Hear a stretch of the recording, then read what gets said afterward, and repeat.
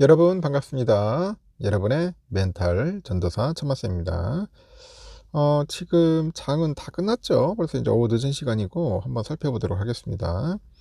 현재 코스피는 2563.51이네요.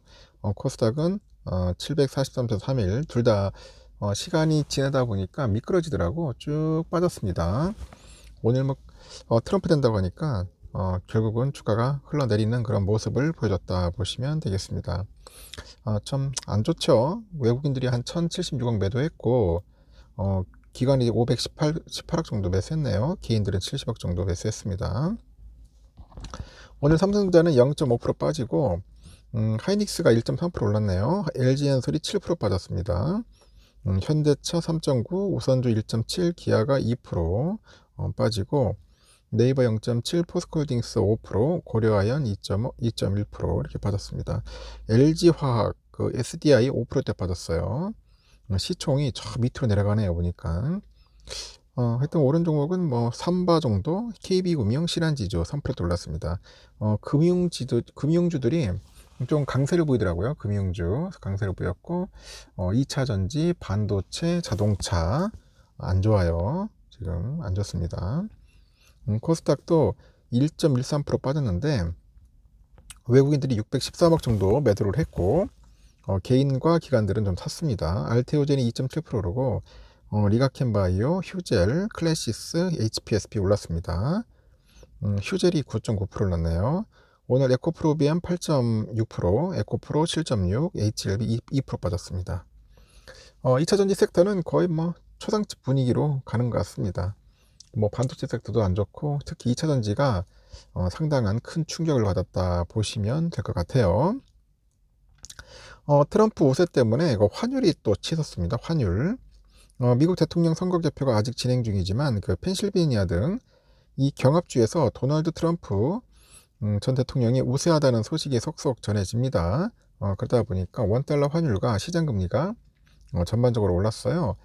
이 관세 인상 등 트럼프 전 대통령의 그 공약이 이제 실행되면서 물가랑 인건비가 일제히 높아지죠. 이에 따라서 연방준비제도 이 기준금리 인하 속도도 약간 좀 더뎌질 것이다. 그런 관측이 좀 있어요. 더뎌질 것이다. 일각에서는 만약 트럼프 2기가 확정되면 연내 원달러 환율이 1420원까지 뛸 수 있다고 전망도 하는 것 같아요. 서울 외환시장에서 달러 대비 원화 환율 종가는 1396.2원인데 전장보다 17.6원이나 뛰었고 4.6원 내린 1374원에 개장을 했는데 곧 반등을 해가지고 종업계는 1400원 밑턱밑인 1399.7원에 이랬어요. 1399.7원. 저도 보니까 많이 올랐더라고요. 전문가들은 개표 이후에 시간이 갈수록 트럼프의 그 당선 가능성이 커지는데 그 외환시장이 좀 반응하는 것 같아요. 트럼프 당선 확률이 높아지는 것과 비례해서 달러 강세 현상이 심해지고 있다. 공약대로 높은 세율의 관세가 부과되면 미국 내 인플레이션 압력이 커져서 연준의 금리 인하가 일찍 중단될 수 있기 때문이라고 하죠. 그리고 트럼프 당선 시에 무역 관세 부과에 따른 수입 물가가 오르고 불법 이민자 추방으로 인건비도 상승할 가능성이 있다고 하죠. 이 경우 미국의 금리 인하 속도는 떨어지고 달러 가치는 더 높아질 것이다 그럽니다. 이날 환율 급등은 대통령직과 상하원을 트럼프 후보와 공화당이 모두 가져가는 레드 스윕 가능성이 커졌기 때문입니다. 이 구조에서는 미국과 글로벌 관세부가 재정 적자 확대 등이 우려되는 거예요. 내가 볼 때는 진짜 말 그대로 상원, 하원, 대통령, 공화당이 싹쓸이 할 것 같다. 그렇게 이제 보여지는 거죠. 만약 지금 판세가 굳어져서 트럼프가 그 재선에 성공할 경우 당분간 원하는 트럼프 효과를 얻은 강달러에 밀려가지고 그 약세에서 벗어나기는 좀 어렵지 않겠냐 그렇게 보는 것 같아요.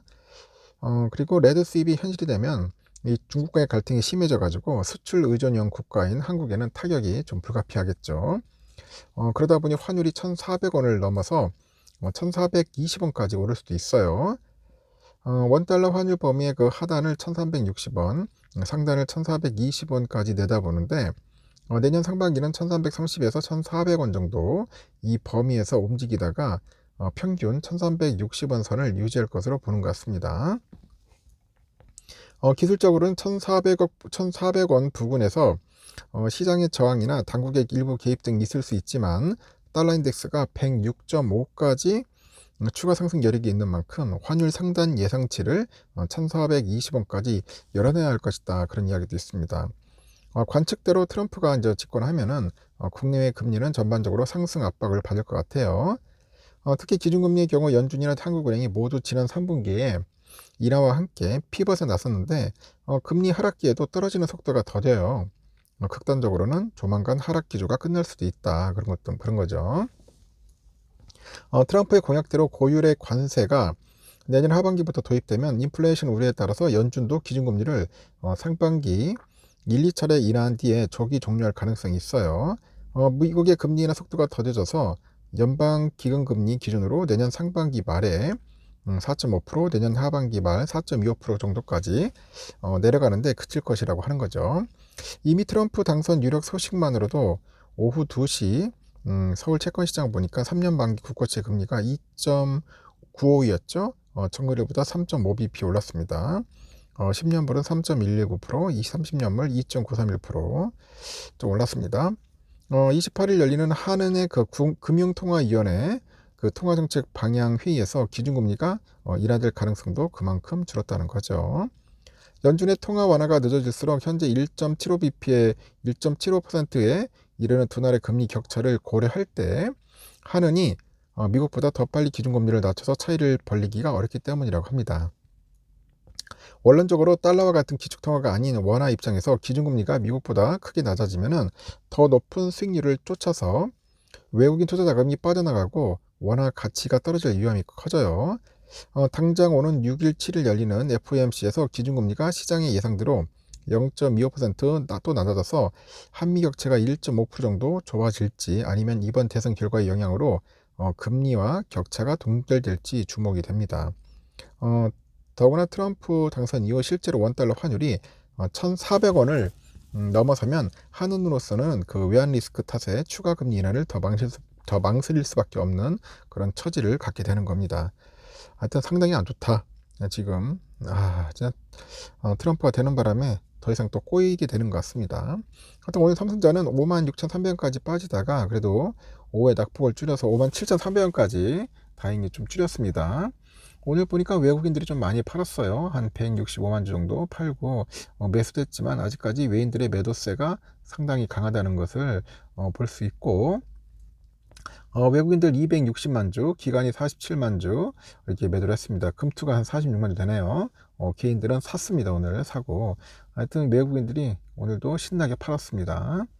우선주도 마찬가지죠. 오늘 우선주도 좀 빠졌는데 47,150원 1.77% 빠졌습니다.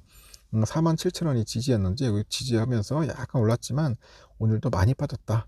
우선주 많이 빠졌습니다.